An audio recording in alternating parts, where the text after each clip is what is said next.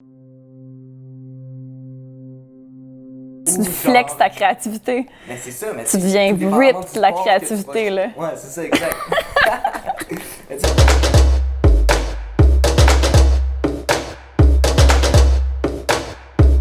Enfant de chienne, quand est-ce que tu descends? Le plus haut ça monte, le pire ça rentre dedans, le plus fort ça hit. L'épée soit damnée, all about the succès, man, it's all about the grinding. Faire d'une pierre de coupe pour shine bright comme un diamond.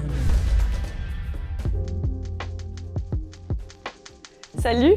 Salut, Allô? ça va bien? Ouais, ça va, merci. Toi? Super, ça va bien. Je me présente. Ouais, vas-y.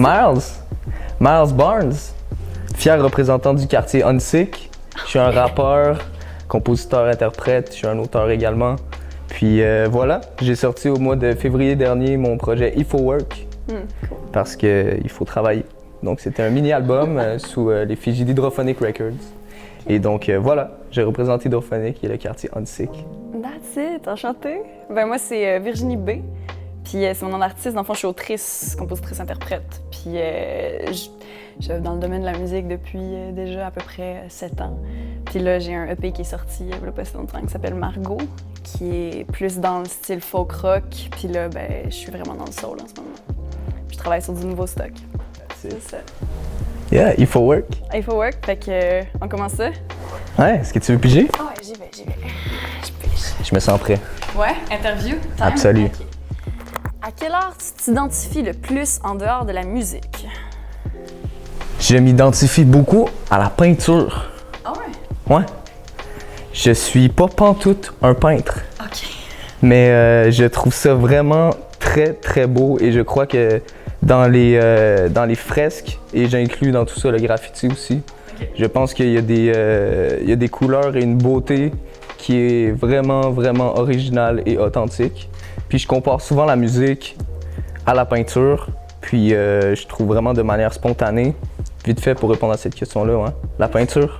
J'allais dire, je pense que ce serait plus au niveau de l'art visuel aussi. Au niveau de l'art visuel, puis au niveau de la photo, je croirais bien.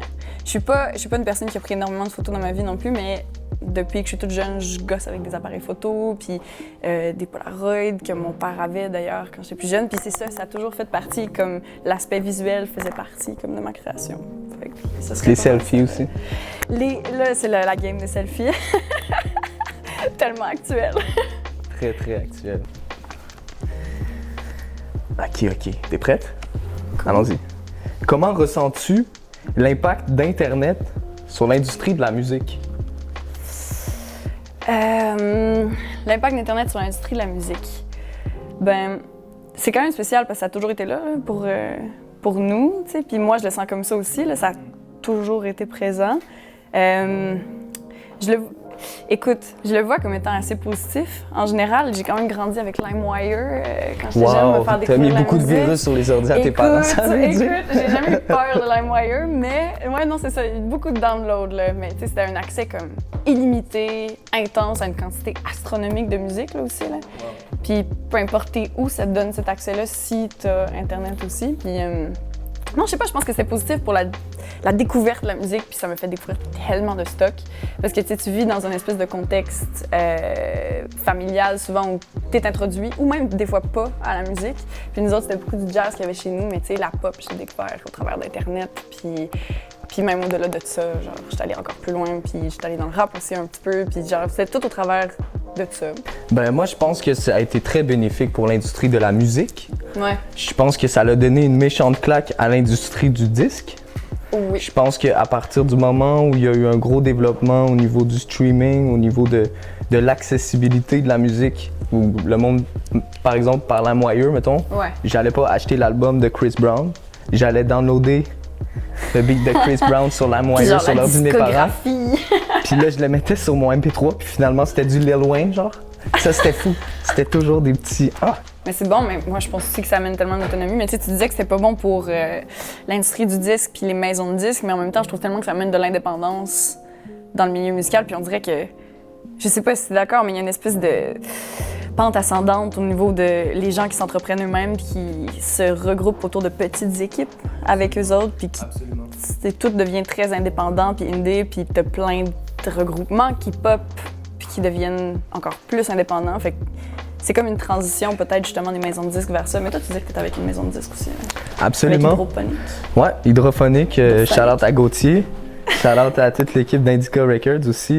Hydrophonique, en fait, c'est la branche hip-hop de Indica Records Sure, qui ok. a ouvert cet automne, donc l'automne 2019. Shout-out à toute l'équipe, Shoto, David, LTs, Chris Madden. Tout le monde est là, tout le monde, on est bon ensemble. référencement, c'est parfait. Voilà, ouais, exactement, ouais. Mais je trouve qu'une maison... Moi, c'était zéro pour dire que comme... C'était pas pour cracher sur le fait des maisons de disques, mais je pense qu'il y a vraiment une belle structure qui peut être offerte dans l'encadrement d'une maison de disques. Ouais, puis c'est ça. à ce niveau-là, il y a vraiment quelque chose, moi, pour ma part, de manière très subjective, ça m'a beaucoup aidé. Mais je parlais tantôt de l'industrie du disque, c'est que clairement, ben, tu vois qu'il y a une baisse au niveau de la demande du disque, de la copie Ah oui, physique. c'est sûr. Après, si c'est de la faute à Internet, je pense pas. que oui. Ouais.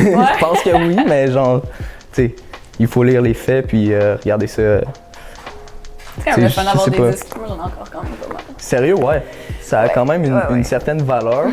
Puis c'est cool parce que du même coup, c'est comme si ça rentrait dans ton merch maintenant. C'est comme si Ouais, ça devient une pièce d'art un petit peu plus C'est que ce que ça. c'était, là. c'est comme une valeur ajoutée à ton Ouais. projet si tu vas print des CD, tu vas faire des Absolument. vinyles, c'est G là.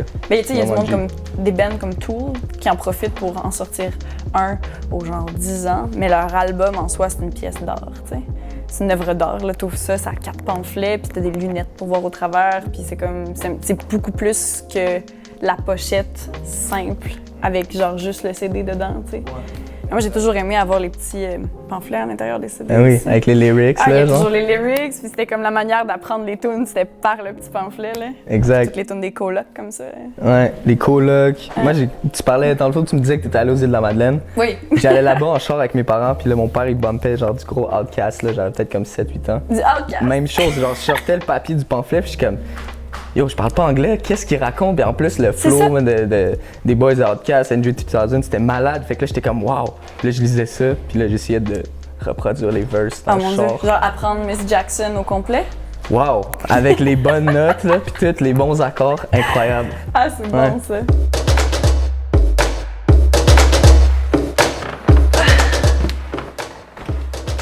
Allô? Salut. Et puis, qu'est-ce que tu dis de ton tapis? Tellement confus, là. Wow. Ah, c'est parfait ça, c'est rustique. C'est rustique, j'aime ça, ça me fait penser à la plage. J'étais à la plage il y a pas si longtemps, j'aime la plage. Le consentement. Ah non, j'aimerais ça que tout le monde se dise salut comme constamment. Dise salut à tout le monde qui croise, comme tout le monde. Ça, j'aimerais particulièrement ça. Ça créerait des moments particulièrement awkward. Type de film, un film de super-héros. Parce que c'est comme ça que ça se passe on the daily chez Miles Barnes. Je suis pas capable de trouver une réponse autre que Big Fish en ce moment. Puis c'est pas parce que j'ai aimé particulièrement ce film-là qui est un petit peu trop fantastique pour la ligue. Ça prend pas les concours pour faire une carrière musicale. Puis là, je dirais ça à tout le monde. Puis tout le monde se passerait le mot, puis il y aurait plus de concours. Ce serait ça. C'est qui? C'est Elon Musk là, qui a sorti X-A1 ou A21. C'est Mathieu Aubre qui va être fâché si je l'ai pas comme il faut. Le pire nom? Wow. Peut-être herbivore.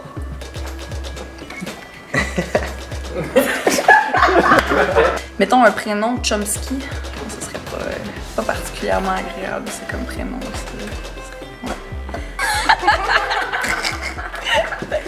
Juste, Prochaine question. Ouais. C'est-tu la dernière? Aïe, aïe, déjà. Ok, ouais. Ok, Ouais, on y va. Je pense que oui. Moi, je suis prête. Ok. Je suis prête. Oh, j'en ai pris deux. Penses-tu que la créativité fait partie de la nature humaine ou c'est quelque chose qu'il faut développer? Ah, ben les deux. Ben les deux. C'est fini, c'est tout. Non, c'est. Salut. Non, mais 100 000 à l'heure. Les deux. Je pense qu'il y a tellement de manières d'être créatif, puis il n'y a pas qu'au niveau de l'art que tu peux être créatif, puis je pense qu'il y a des formes d'art dans à peu près tout aussi. Par contre, c'est un muscle, la créativité, puis il faut que tu l'entraînes, puis, ben, tu sais, mettons, en devenant autonome, puis travailleur autonome, j'ai vraiment réalisé que c'était ça, tu sais, puis en faisant que de la musique depuis juste quelques derniers mois, ben là, j'ai réalisé que je pouvais mettre tout mon temps dedans, puis veux pas, plus t'enclenches, puis tu te mets tout à 100% dedans, mais là, tu sais, ta créativité apprend une shot, ça monte, puis tu deviens un petit peu plus créatif, puis tu trouves des moments pour l'être aussi, puis tu te connais un petit peu mieux. Tandis que quand tu fais un side, c'est moins évident de trouver tes moments de créativité. Absolument. Mais en même temps, ils transpercent tout le temps, je trouve. Puis moi, je pense que ça fait partie de la nature humaine d'être créatif. Puis, Ben, moi, je pense aussi, en fait, je pense que c'est inné d'être créatif. Quand tu es jeune, tu vas créer des affaires sans que tu sois conscient du fait que tu crées, mettons, même quand tu es super jeune.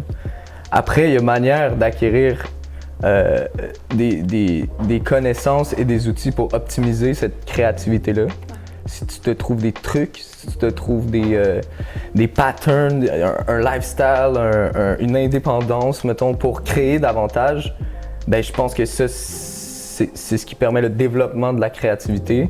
Après, c'est nice que tu parlais du muscle, en fait. C'est comme si, au final, l'analogie, c'est que ben, tout être humain va naître musclé à prime abord, sinon tu pourrais pas marcher ou whatever.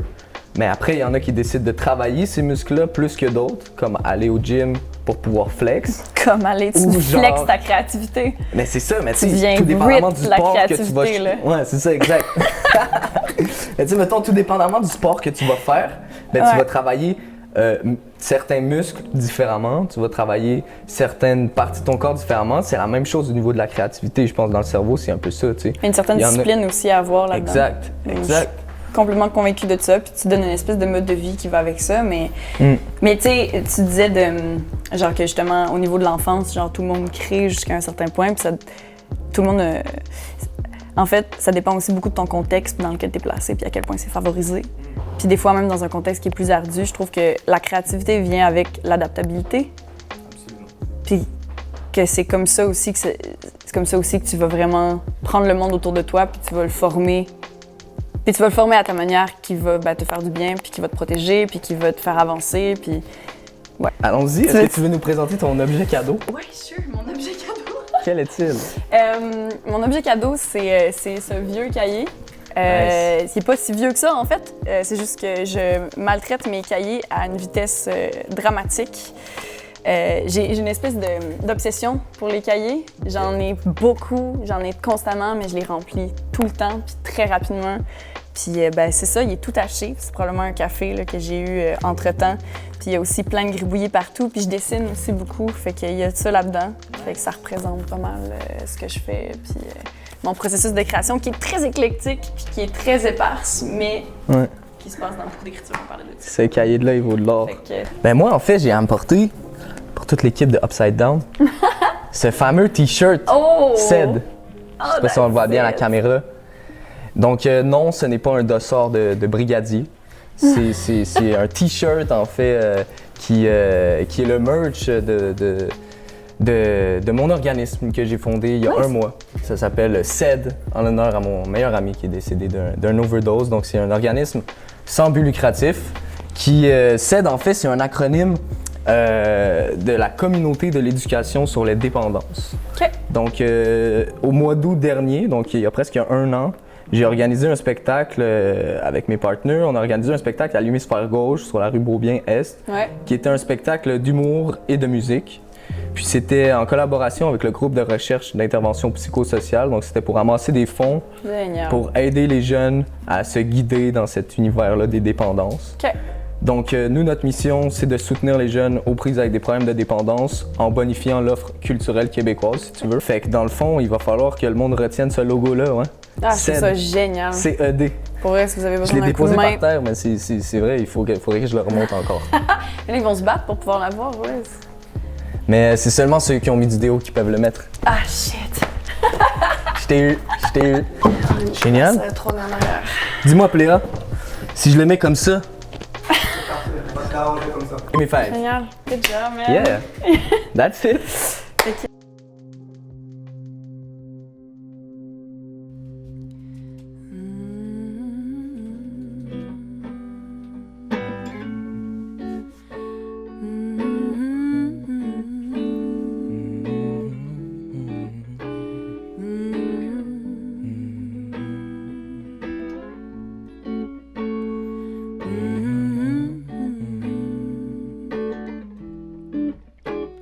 Son of a bitch, when you're gonna come down? The harder it hits when you least expect it.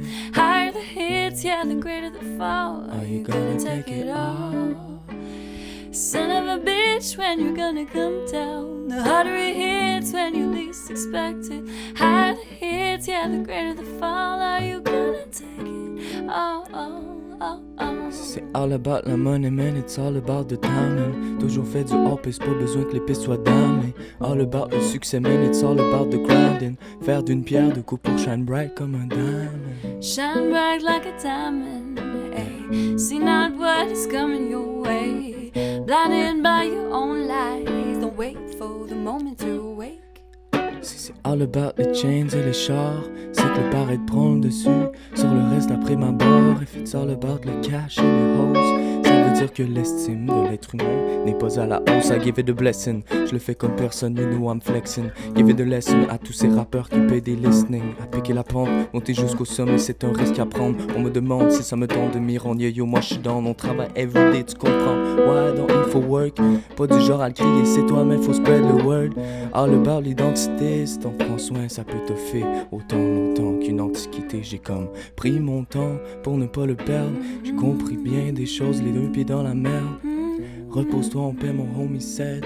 T'es parti trop tôt, j'attends encore de tes nouvelles. Son of a bitch, when you gonna come down? The harder it hits when you least expect it. Higher the hits, yeah, the greater the fall. Are you gonna take it all? Enfant de chienne, quand est-ce que tu descends? Le plus haut ça monte, le pire ça rentre dedans. Le plus fort ça hit, le pire ça redescend. Est-ce que tu m'entends? Are you gonna take it all? Are you gonna take it all? Are you gonna take it all? Yeah. Baby, I'm gonna come down, ay. Maybe I won't be around, ay. Maybe I'm gonna come down and maybe I won't be around, ay. Baby, you're gonna come down, ay. Maybe I won't be around, ay. Maybe you're gonna come down, ay.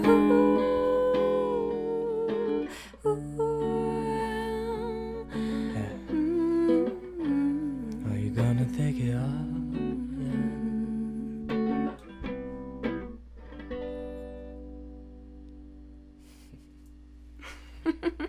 Yeah.